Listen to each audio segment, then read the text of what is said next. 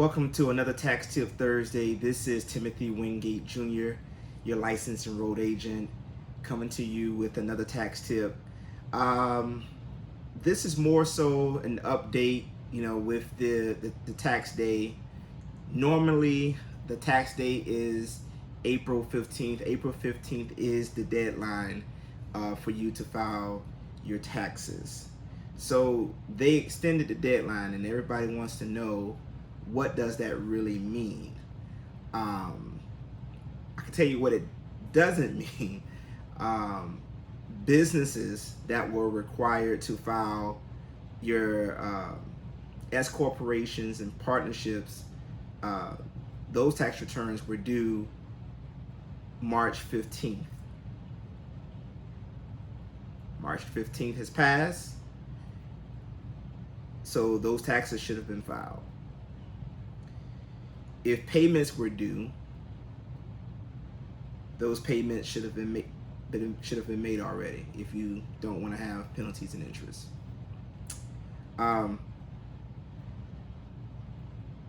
Those of you who were required to file 1099s by January 31st, that should have already been done. They didn't give you an extension to do that, and you should have those filed.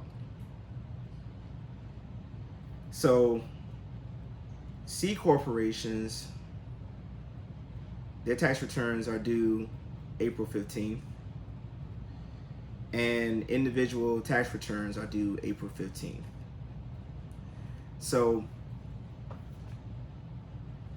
what does this mean? So you now have 3 months they're giving you: May, June, July. July 15th is now the new tax day.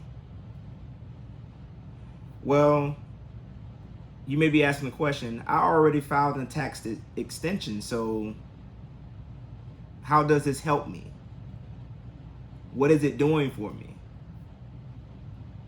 Because if I filed an extension, I have up to October 15th to pay my taxes. Well, let's think about this. There's a difference between extending the payment versus extending the time to file the form. So you may be asking yourself, well, isn't filing a tax extension also it's extending the time to file the form up to October 15th, and it's also extending the time for me to pay them up to October 15th? And the answer is simply no. It's not the same thing, because a lot of you guys may have been misguided in the past of what filing a tax extension does for you. What it does this. It allows you to extend the time to file the form. So the government says, yes, we will give you extra time to file this report to us. But if there's money due, we want that money now,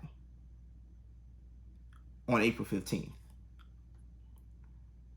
So usually you have time to file the form, but the money needs to be paid today.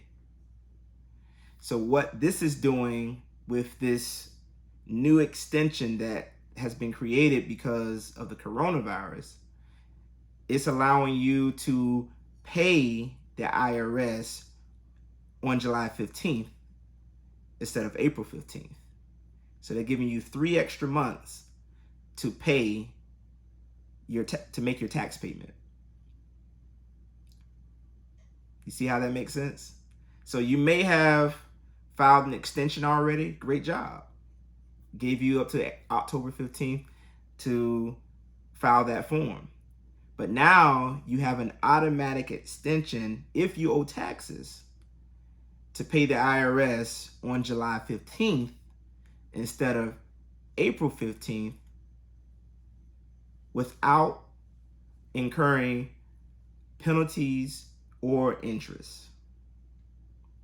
So you won't get any penalties or interest assessed to your tax payment if it's made by July 15th. That's what this is saying. Now, they do have a couple stipulations. They're saying that if you're an individual and you owe less than $1 million, then this extension fits you. It's for you. But if you're an individual and you owe the IRS over $1 million, you don't qualify for this tax extension. You need to pay the IRS by April 15th. If you're a corporation and you owe the IRS, let me say C corporation. If you're a C corporation, that makes a difference.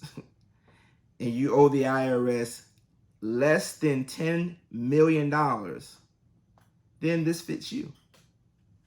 But if you're a C corporation, let's say, I was going to use Amazon, but Amazon, they may not have to pay taxes again this year. So I'll say Walmart. If you're a C corporation like Walmart and you owe over $10 million, I'm just assuming that they owe over $10 million. I'm not certain of that. So don't take my word for it, but I'm just giving you an example of these big C corporations. They may be the people who fit the bill. So if you owe over $10 million, then you have to pay the IRS on April 15th. All payments should have been made. Now, looking back, if you were diligent and you reached out to your accountant was giving you your estimated tax payment amounts, and you were making those payments throughout the year last year, you should have a pretty small payment to make on April 15th, or no payment to make at all. Because you remember, if you owe the IRS over $1,000 and you predict that you're going to owe the IRS over $1,000, then you should be making, and you're required to make by tax law, these estimated tax payments every quarter. Every quarter, you should be making estimated tax payments. I can't tell you how many business owners, they wait until the end of the year to try to pay these huge tax bills. And trust me, it's very, very hard to do at the end of the year. Things happen, things come up, money spent. So try to be diligent, try to be proactive. I'm always speaking about being proactive. Get with your accountant. Let them know that, hey, I want to make sure I'm making my estimated tax payments this year. How much should I be writing to the IRS? And this is a perfect time for those of you who are not accustomed to meeting with your accountant on a regular basis and discussing your tax situation or doing some proactive tax planning. This is the perfect time to do that. All right. So I hope that this was helpful. Again, please subscribe to my channel on YouTube. Like these videos on LinkedIn, Instagram, Facebook. Share your comments on those feeds. If you have any questions, you want answers, please leave your comments below. I'll be sure to look at them. I'll be sure to make another video about it. And again, I'm hoping that during this time, I'm going to actually start giving some more business advice that can help you with your day-to-day operations, especially getting through these times right now that we're in. We're evolving. I think the economy is getting ready to change.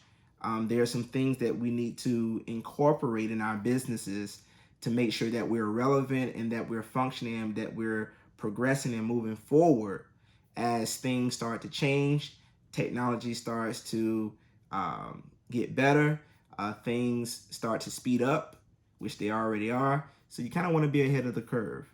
We don't want to be living, the old way in a new environment, because we're just going to get left behind. Again, thank you for tuning in. I really hope you enjoy these tax tips, and I know I will look forward. I'm gonna have a good time seeing you next week. I look forward to seeing you. Please spend some time with your family. Enjoy this time too with your family. I'm enjoying the time with my boys. You probably see the legs hanging down here, but my three boys and my wife. I'm having time to enjoying this time just to spending with them, and we're getting out and doing things together.